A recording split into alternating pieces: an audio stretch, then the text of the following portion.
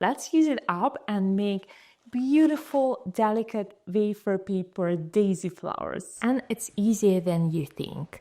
Let's start with preparing our centers for our wafer paper daisy flowers. I have a few different scraps, and usually I take a look at my scraps and see which size of a wafer paper center I wanted to make. I'll start with this piece, and I will use my wafer paper glue, which is a mixture of wafer paper and water, and I put it in the microwave to make this gel-like glue. For the stem, you have two options.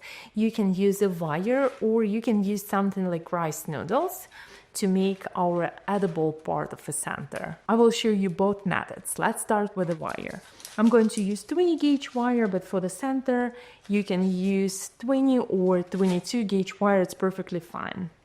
So I'm cutting it in half because I don't need a stem longer than half a wire. And I will start with applying my wafer paper glue onto my wafer paper very generously. I need to melt it. I need to soften my wafer paper and melt it just enough to form my center. Then all I need to do is to start bringing everything together and folding it over until it becomes this relatively tight little ball of wafer paper. I'm going to flatten it a little bit and stick my wire at the back end like this, and I will set it aside to dry before I can add the texture. To use it with a rice noodle, I'm going to do the same. I will prepare a piece of a rice noodle and maybe make my center a little bit smaller. So same application of wafer paper glue onto my wafer paper and fold it over like this.